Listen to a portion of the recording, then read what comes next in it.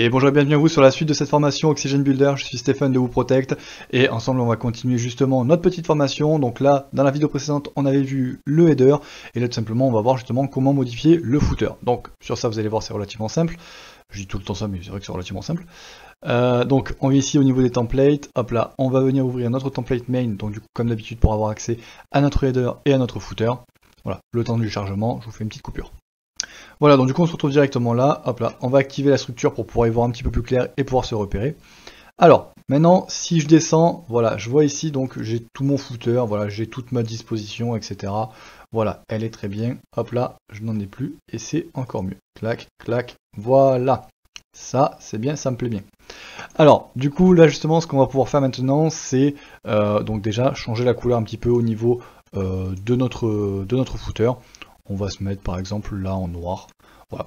Là pour le coup, je vais avoir un site qui sera relativement clair. Donc à chaque fois dans des teintes de blanc, de bleu, etc. Et là pour le coup, justement pour pouvoir contraster un petit peu, on va mettre un footer en noir. Encore une fois, l'idée c'est de vous montrer surtout la technique, pas forcément le design. Voilà. Donc l'idée justement au niveau de la disposition du footer, ça va être, on va le faire en trois parties en fait. Une partie gauche où on va avoir le logo, l'ouverture, un petit peu justement, donc les horaires d'ouverture, le téléphone et le mail. Au milieu, on va avoir justement l'adresse et un petit plan Maps.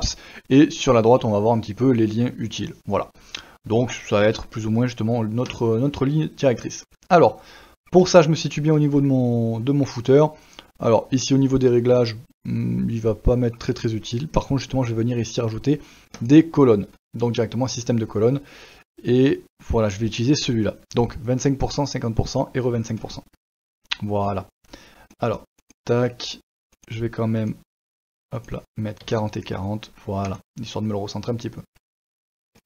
Alors, donc du coup, dans ma première colonne ici, je vais venir y mettre donc d'abord mon logo. Hop là. Ça, alors, image. Tac, on va venir choisir une image. Hop là, j'en ai remis une justement en blanc, pour que ça puisse voilà, apparaître comme il faut sur du noir. Voilà, ensuite justement on va continuer. Alors pour l'instant on va mettre justement le contenu, et ensuite justement on verra pour le paramétrer. Alors, tac, alors c'est soit justement texte, en fait je vais vous montrer justement là directement la différence entre texte et rich text. Voilà. Donc le texte, vous voyez que techniquement il apparaît au début de la même façon. En réalité, si c'est du texte simple, dès que vous allez double-cliquer dessus, donc du coup vous allez pouvoir en faire un petit peu ce que vous voulez, donc directement vous allez pouvoir le personnaliser. Le rich text, à partir du moment où vous allez double-cliquer, ça vous ouvre un modal, et là effectivement vous allez, alors même justement d'un point de vue code, vous allez justement pouvoir mettre du code, mais voilà, vous allez avoir une personnalisation un petit peu plus poussée. Voilà. Même justement un petit peu ouvrir la barre, par exemple si je me dis celui-là je veux que ce soit en rouge, celui-là ici je veux que ce soit en italique, etc. etc. Donc vous voyez qu'il y a un traitement de texte qui est un petit peu plus personnalisable ici. Et si on bascule ici, on voit justement ce qui se passe en termes de code. Voilà. Save and close, voilà. Et là donc du coup je vois que j'ai mon texte qui a été changé. Alors là pour l'instant pour moi je vais rester sur du texte normal.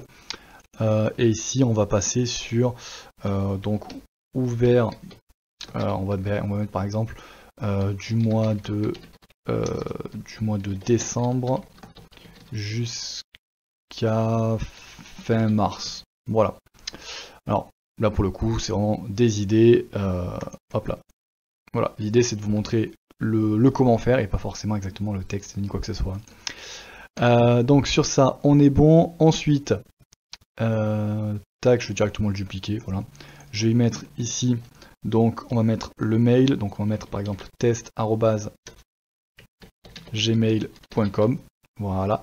Et là dans ces cas-là, ce que je vais vous montrer tout simplement, c'est comment rendre donc un texte, justement, on va le modifier en lien, et on va faire en sorte que nos utilisateurs, à partir du moment où ils cliquent sur notre adresse email, ça puisse leur ouvrir directement un, comment dire, une création de mail, voilà, justement pour pouvoir un petit peu les faire aller plus vite au niveau du processus. Donc je viens ici, hop là, clac, j'appuie sur le lien, et en fait je vais pouvoir directement soit le faire ici directement au niveau de l'URL, soit dans ces cas-là j'ajoute un lien, et je reviens là, voilà, en fonction de l'étape à laquelle vous en êtes. Voilà. Et là dans ces cas-là je vais mettre mail to, M-A-I-L-T-O, 2 points, et je vais mettre justement mon adresse mail. Voilà, tout simplement. Donc là concrètement, donc là vous avez vu que déjà au niveau de la, comment dire, Au niveau de la couleur, ça a changé puisque ça a détecté que maintenant ce n'est plus un texte mais un lien. Et donc, comme on a vu dans l'une des premières vidéos, dans les settings, là justement, si je regarde au niveau global color et si je regarde au niveau links, voilà, all, voilà, je vois qu'ici justement mes liens sont déterminés de cette couleur là. Voilà, donc bien évidemment, je peux les modifier, je peux faire ce que je veux. Voilà. Et donc voilà, donc là à partir de ce moment-là, dès que je clique ici, ça m'ouvrira justement mon module de mail pour pouvoir envoyer directement un mail à cette adresse-là. Voilà. Et je vais faire exactement la même chose, mais au niveau du numéro de téléphone portable. Donc là par exemple, on va faire 06 22 55 88 99. Voilà. Ça. Et ici, tout simplement, ça va être tel 2 points.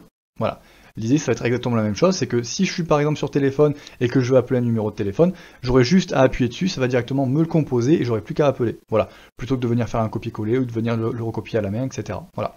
Idem, si votre utilisateur est sur ordinateur et qu'il a son téléphone directement connecté à l'ordinateur ou qu'il a un moyen divers justement de pouvoir passer des coups de fil, ça pourra aussi fonctionner.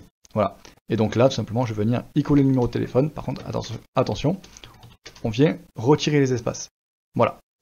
Donc, à partir du moment où j'ai ça, sur ça, on est bon. Bien évidemment, pour chacun, je vais pouvoir modifier les textes, modifier les couleurs. Voilà. Mais sur ça, d'ailleurs, je pense que je vous montrerai même sur une vidéo à part comment tous les modifier en une seule fois avec les tags, avec les classes et les ID. Voilà. Ensuite, ici, on va mettre un petit retrouvez-nous avec justement un plan Maps justement pour pouvoir directement nous localiser sur Maps. Alors, pour ça, déjà, on va rajouter un titre, donc on va mettre un petit heading. Alors, pas le H1 parce que les H1 en général, voilà, sont au niveau de la page. Donc là, on va mettre au minimum un H2, voire même un H3. Voilà. Et je vais mettre ici donc, tac, par exemple, retrouvez-nous. Voilà. Retrouvez-nous, on est OK. Et ensuite, justement, je vais venir ajouter donc mon petit Maps. Alors, pour ça, deux possibilités. Soit vous avez ici directement un bloc Maps. Par contre, attention, voilà, il y a certaines fois où ça va planter parce qu'il va vous falloir souvent des API ou souvent des choses comme ça.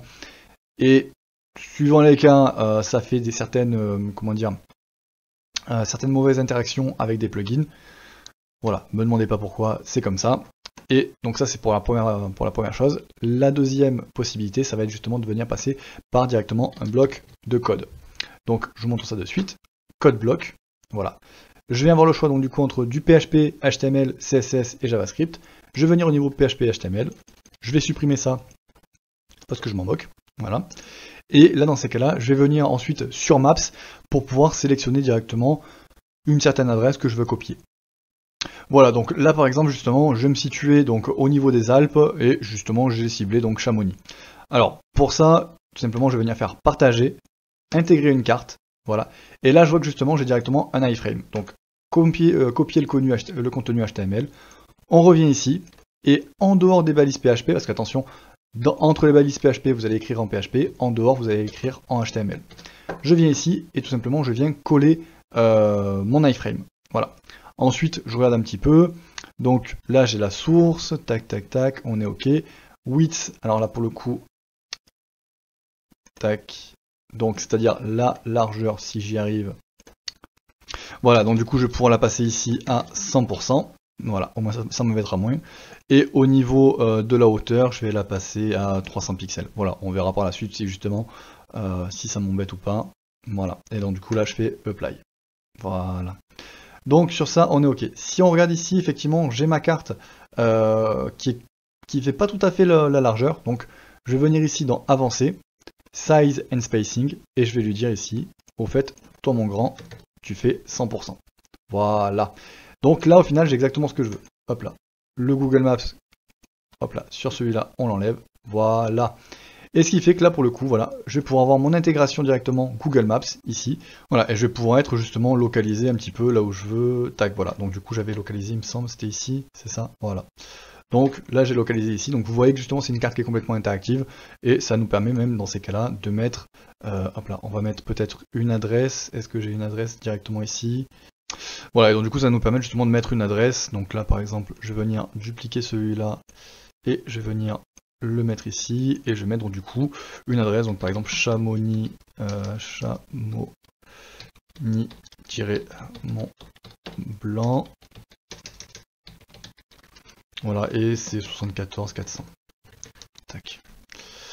Voilà, donc par exemple justement on peut faire quelque chose comme ça, donc avec le plan, etc. Et à droite, hop là, ce qu'on va faire c'est que tout simplement on va venir mettre ici les mentions, enfin les liens utiles, les mentions légales, etc. Donc pour ça, alors effectivement c'est vrai que c'est automatique pour moi, mais vous avez la possibilité donc soit directement de venir dupliquer un élément ici, soit de venir en sélectionner un, faire un petit CTRL-C, d'accord? Et là vous voyez que justement il vient d'être copié. Je me mets dans le bloc, le bloc dans lequel justement je veux travailler, et je fais un petit CTRL-V. Voilà. L'avantage qu'il y a, c'est que voilà, vraiment, ça vient me copier le bloc et tout son paramétrage, et directement ça vient me le recoller exactement là où je veux. Donc là par exemple, je vais mettre lien utile. Voilà. Et en dessous, je vais y mettre par exemple, alors là pour le coup, je vais y mettre tout ce qui va être mention légale, politique de confidentialité, conditions générales de vente, le sitemap, etc., etc. Donc sur ça, deux possibilités. Soit je mets différents liens, mais dans ces cas-là, si je veux mettre mes liens à jour, bon, et bien dans ces cas-là, je retourne au niveau de mon template main et je mets justement les liens à jour. Ou alors dans ces cas-là, je vais créer justement un nouveau menu. Et ça sera du coup au niveau du fonctionnement de WordPress que je vais pouvoir donc créer mon nouveau menu et il se mettra directement à jour. Et c'est justement cette deuxième possibilité que je vais mettre en place. Donc je vais mettre ici menu. Alors on va le mettre cette fois-ci en vertical. Alors d'ailleurs on va pas mettre le menu comme ça, on va mettre le pro menu. Tac, voilà celui-là. Et on va mettre à moins lui. Tac, tac, tac, voilà, donc desktop menu, vertical. Au niveau de la typographie, on va se placer donc du coup sur du 18. Au niveau de la couleur, on va rester sur du blanc. Tac, on va se mettre en 600. Voilà. Ici, on va s'écarter, alors, pas en bas, mais comme ça. Voilà, ça comme ça je préfère. Alors, forcément, j'ai fait un petit apply all. Non, à gauche, ça sera mieux. Tac, voilà. Overhead active, alors, ici, je vais mettre en bleu si je passe au-dessus, et en bleu s'il est activé. Voilà. Par contre, je ne mettrai pas justement de... Comment dire, de lien en dessous comme j'ai pu, enfin de ligne en dessous comme j'ai pu le faire ici. Voilà, tac, au niveau des drop-down, de toute façon, ils ne seront pas activés. Tac, tac, tac, et ici, never. Voilà, donc c'est-à-dire que il restera toujours comme ça, et il ne sera jamais mis justement en mode burger. Voilà. Voilà, donc là au final on a notre contenu. Alors la seule chose que je vais faire c'est ici, hop là, je vais mettre un petit peu plus de padding, donc de marge interne, hop là. Oh, je vais même le mettre à 30. Voilà, pour que ça se décale un petit peu plus du reste. Voilà. Voilà, donc justement on va pouvoir en rester ici au niveau du footer. Alors c'est volontaire justement de ma part de garder justement certains éléments qui sont pas forcément très bien mis en place, très bien visibles. C'est que tout simplement dans la vidéo prochaine je vais vous montrer la différence et surtout l'importance entre les classes et les ID justement avec Oxygen Builder.